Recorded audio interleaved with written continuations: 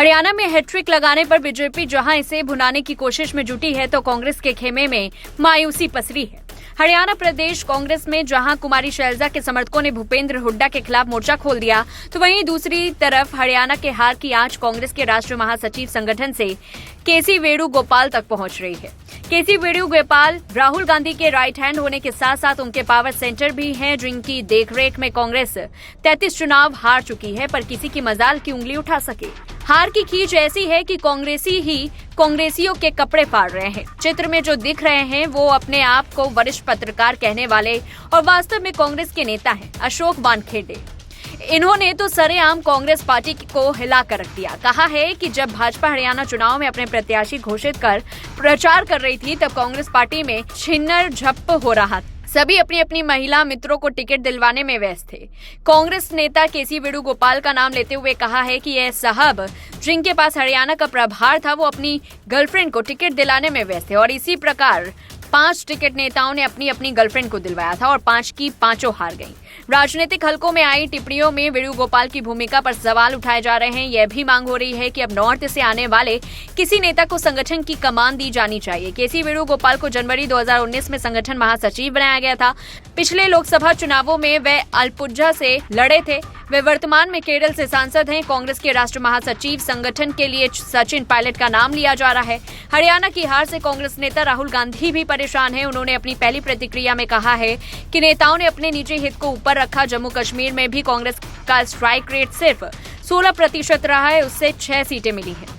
हरियाणा में कांग्रेस की हार पर अभी तक किसी ने भी अपने इस्तीफे की पेशकश नहीं की है। राज्य इकाई के प्रमुख उदय भान खुद होटल से हार गए। शैलजा चुनाव जीतने के बाद हमलावर हैं, तो वहीं दूसरी सुरजेवाला की कोई विस्तृत टिप्पणी सामने नहीं आई है। राजनीतिक हलकों में राष्ट्रीय महासचिव सचिन पायलट को संगठन की जिम्मेदार दिए जाने की चर्चाएं जोर पकड़ रही हैं। ऑल इंडिया कांग्रेस कमेटी में 2 सर्वाधिक पावरफुल पोस्ट मानी जाती है। इनमें राष्ट्रीय महासचिव और राष्ट्रीय महासचिव शामिल हैं। लोकसभा चुनावों के बाद संगठन में फेरबदल की चर्चाएं भी सामने आई थी, लेकिन बदलाव नहीं हो पाया था। तब यह जानकारी सामने आई थी कि केसी वेणुगोपाल केरल में सक्रिय होना चाहते हैं।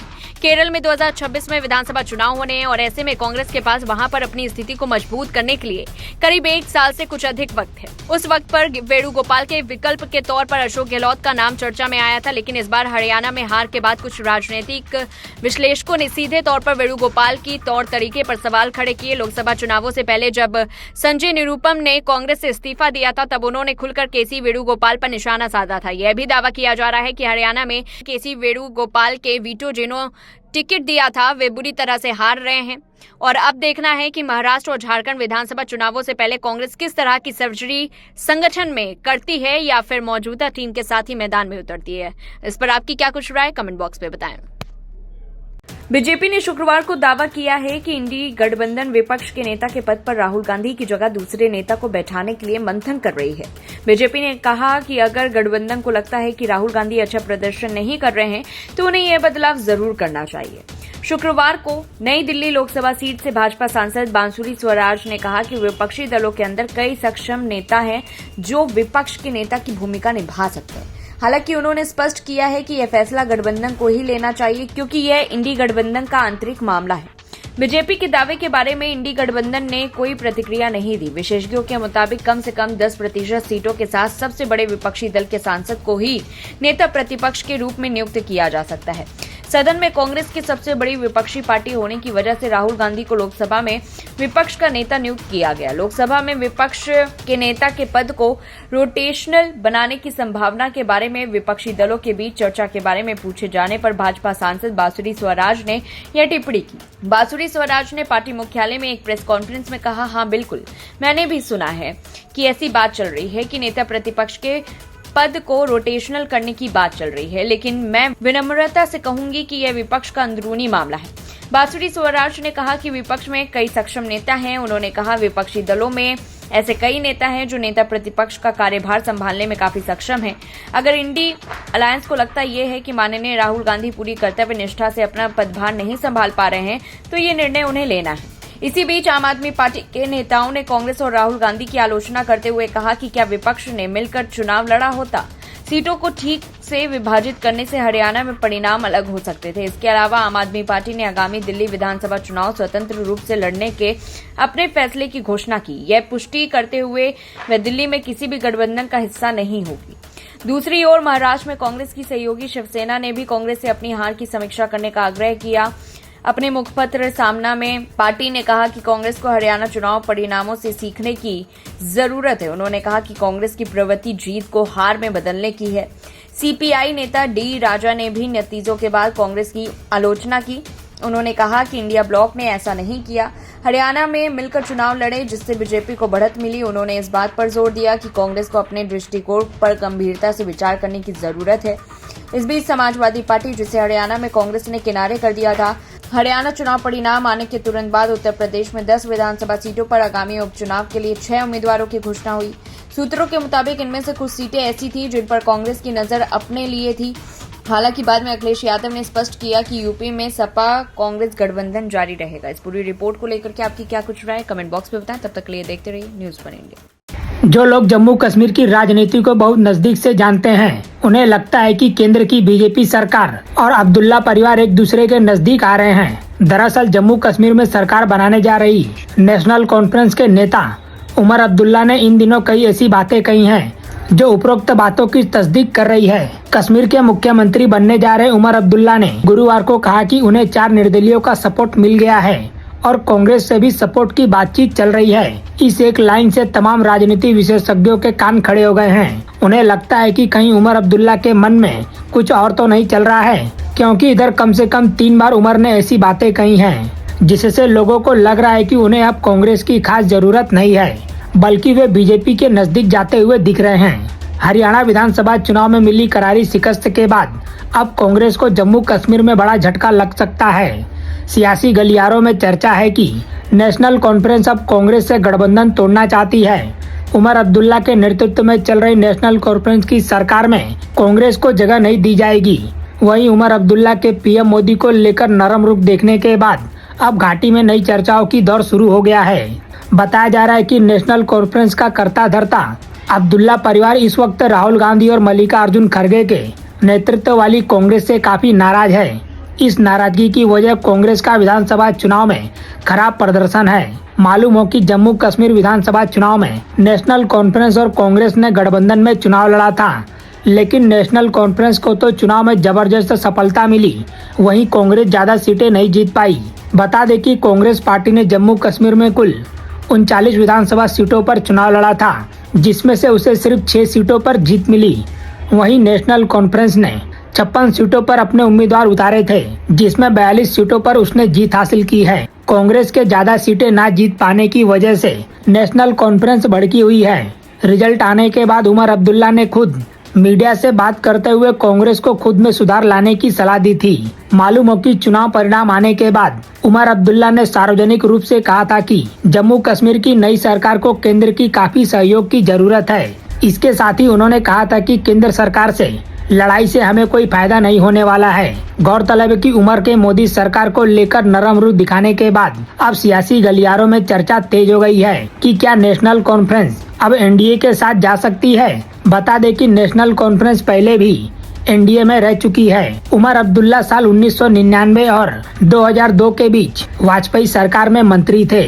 बीजेपी समर्थकों के बीच भी इस बात की चर्चा खूब हो रही है कि नेशनल कॉन्फ्रेंस पीडीपी से तो बेहतर ही है। बीजेपी जब पीडीपी चीफ महबूबा मुफ्ती के साथ सरकार बना सकती है, तो नेशनल कॉन्फ्रेंस तो उससे बेहतर ही है। महबूबा मुफ्ती तो कश्मीर को भारत से अलग करने की बात तक करती हैं, जबकि नेशनल कॉन्फ्रेंस तो काफी उदारवादी है। फारूक अब्दुल्ला सीना ठोककर कहते हैं कि वे भारतीय हैं। यही नहीं, उनके राम भजन भी बहुत लोकप्रिय हैं। फिलहाल इस खबर में इतना ही।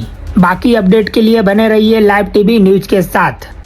हरियाणा विधानसभा चुनाव में करारी हार के बाद कांग्रेस नेताओं में घमासान जारी है। पूर्व मुख्यमंत्री भूपेंद्र सिंह हुड्डा और कांग्रेस प्रदेशाध्यक्ष चौधरी उदय भान जहां हार का ठीकरा इलेक्ट्रॉनिक वोटिंग मशीन ईवीएम पर फोड़ रहे हैं, वहीं कई प्रत्याशी गुटबाजी को जिम्मेदार ठहरा रहे हैं। इसी बीच कांग्रेस आला कमान की ओर से मिल रहे संकेतों के मुताबिक हरियाणा प्रभारी दीपक बावरिया और प्रदेशाध्यक्ष चौधरी उदय भान की छुट्टी हो सकती है। साथ ही विधानसभा में गैर जाट विधायकों को विपक्ष का नेता बनाया जा सकता है। विधानसभा चुनाव में हार के बाद कांग्रेस में मंथन का दौर भी जारी है। पार्टी हाईकमान ने प्रदेश प्रभारी दीपक बाबरिया और पूर्व मुख्यमंत्री भूपेंद्र हुड्डा से हार को लेकर जवाब मांगा है। हरियाणा में सत्ता विरोधी लहर और कांग्रेस को लेकर अच्छे माहौल के बाद भी मिली हार को पार्टी ने गंभीरता से लिया है। कांग्रेस हाईकमान संगठन में बड़े बदलाव कर सकता है। राज्य में पिछले 12 साल से कांग्रेस का संगठन नहीं बन पाया है। प्रदेशाध्यक्ष चौधरी उदय भान खुद पलवल के होटल में चुनाव हार गए। हार की समीक्षा को लेकर दिल्ली में कांग्रेस अध्यक्ष मल्लिकार्जुन खड़गे के आवास पर हुई बैठक में राहुल गांधी ने कड़ा रुख अपनाते हुए ये भी कहा था कि नेताओं ने अपने हित को पार्टी हित से ऊपर रखा, इसलिए हम हार गए। इन सबके बीच राज्यपाल सत्यपाल मलिक ने भी नतीजों पर सवाल उठाए हैं। उन्होंने कहा कि ईवीएम से चुनाव नहीं होना चाहिए, ईवीएम से निष्पक्ष चुनाव नहीं हो सकते, दुनिया में कहीं भी ईवीएम से चुनाव नहीं होते।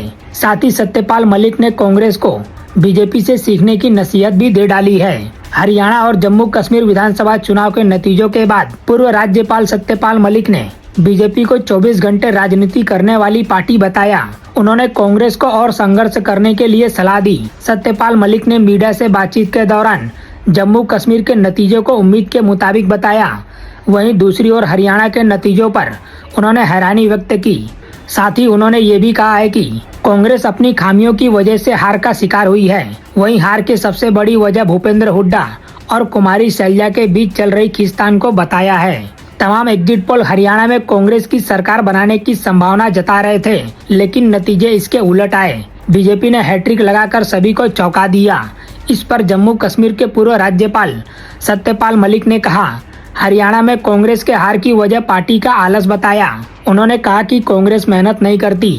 उन्होंने राज्य में कांग्रेस की हार के पीछे नेताओं के आपसी संबंध ठीक न होने को भी एक कारण बताया। भूपेंद्र हुड्डा और कुमारी शैलजा के बीच खींचतान का जिक्र करते हुए सत्यपाल मलिक ने कहा, राज्य के सभी नेता एकजुट होकर चुनाव लड़ते तो हरियाणा चुनाव में कांग्रेस की जीत की संभावना होती। मलिक ने कहा, अगर सत्ता में बीजेपी आई है तो वे घमंड में आने के बजाय जनता की सेवा करे, खासकर उन्हें किसानों और युवाओं के लिए काम करना चाहिए। फिलहाल इस खबर में इतना ही। बाकी अपडेट के लिए बने रहिए लाइव टीवी न्यूज के साथ। सबसे भले है मूड जिन्हीं न व्यापे जगत गति। बात राहुल गांधी की हो रही है। चुनाव के बाद राहुल गांधी का कोई व्यक्तित्व, कोई ट्वीट देखा है?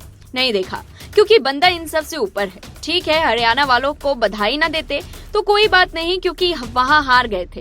पर जम्मू कश्मीर ने कौन सी गलती की थी? वहां तो इंडिया गठबंधन की सरकार बन रही है, पर कहना तो दूर, एक ट्वीट तक नहीं किया। जम्मू कश्मीर और हरियाणा विधानसभा चुनाव के परिणाम अब सामने आ चुके हैं। जम्मू कश्मीर में जहां नेशनल कॉन्फ्रेंस और कांग्रेस के गठबंधन को पूर्ण बहुमत मिला, तो वहीं हरियाणा में भाजपा एक बार फिर सरकार बनाने जा रही है। जम्मू कश्मीर में कांग्रेस को मात्र 6 सीटें मिली, वहीं भाजपा राज्य में दूसरी सबसे बड़ी पार्टी बनकर उभरी है। हरियाणा में तमाम प्रयासों के बावजूद भाजपा को बहुमत मिला। कांग्रेस के खराब प्रदर्शन पर जहां भाजपा द्वारा लगातार कांग्रेस पर हमले किए जा रहे थे, वहीं दूसरी तरफ इंडी गठबंधन के दलों द्वारा भी कांग्रेस को एक रिजल्ट के आने के बाद आत्ममंथन करने की सलाह दी जा रही है। इसी बीच शिवसेना की राज्यसभा सांसद प्रियंका चतुर्वेदी ने हरियाणा विधानसभा चुनावों में कांग्रेस की हार पर फिर बयान दिया। प्रियंका ने कहा कि इससे हौसला थोड़ा कम हुआ है, लेकिन इंडी अलायंस महाराष्ट्र और झारखंड में होने वाले विधानसभा चुनाव में जीत दर्ज करेगा। एक मीडिया से बातचीत करते हुए उन्होंने कहा कि हरियाणा में गठबंधन होना चाहिए था, क्यों नहीं हुआ, इस पर उन्हें विचार करना होगा। प्रियंका ने कहा कि मेरा मानना है कि समय समय पर INDIA की बैठक होनी चाहिए। प्रियंका चतुर्वेदी ने यह भी कहा कि उनकी पार्टी कोशिश कर रही है कि सूबे में होने जा रहे विधानसभा चुनावों से पहले ही गठबंधन का CM फेस तय हो जाए। उन्होंने कहा कि हम दशहरा के बाद अपने उम्मीदवारों की लिस्ट जारी कर देंगे। वहीं जब कांग्रेस नेता राहुल गांधी द्वारा वीर सावरकर पर किए जाने वाले हमलों पर पूछा गया तो प्रियंका ने कहा, राहुल गांधी अब वीर सावरकर पर नहीं बोलते, पहले जब बोले तो हमने INDIA की बैठक में आपत्ति जताई थी। राहुल सावरकर के बारे में आगे भी गलत नहीं बोलेंगे। महाराष्ट्र में हमारी मजबूत सरकार आएगी जो तोड़ने से भी नहीं टूटेगी। वहीं इससे पहले पुणे स्थित एक विशेष कोर्ट ने वीर सावरकर के पोते द्वारा दायर आपराधिक मानहानि मामले में राहुल गांधी को तलब किया है। वरिष्ठ कांग्रेस नेता पर सावरकर के विरुद्ध आपत्तिजनक टिप्पणी करने का आरोप है। कोर्ट ने राहुल को सम्मन जारी कर 23 अक्टूबर को पेश होने को कहा। विगत साल सावरकर के पोते सत्यकी सावरकर ने इस संबंध में लोकसभा में नेता प्रतिपक्ष के खिलाफ पुणे के एक कोर्ट में शिकायत दर्ज कराई। पिछले माह यह मामला न्यायिक मजिस्ट्रेट प्रथम श्रेणी कोर्ट से सांसदों और विधायकों के लिए विशेष कोर्ट में स्थानांतरित कर दिया गया था। वहीं अपनी शिकायत में सत्यकी सावरकर ने आरोप लगाया कि राहुल ने मार्च 2023 में लंदन में दिए गए अपने भाषण में दावा किया था कि वीर सावरकर ने एक खिताब में लिखा है कि उनके 5-6 दोस्तों ने एक बार फिर मुस्लिम व्यक्ति की पिटाई की थी और उन्हें खुशी हुई थी। सात्विकी ने कहा कि ऐसी कोई घटना कभी नहीं हुई थी। वीर सावरकर ने कभी भी कहीं भी ऐसी कोई बात नहीं लिखी। इस पूरी रिपोर्ट को लेकर के आपकी क्या कुछ राय, कमेंट बॉक्स पे बताएं।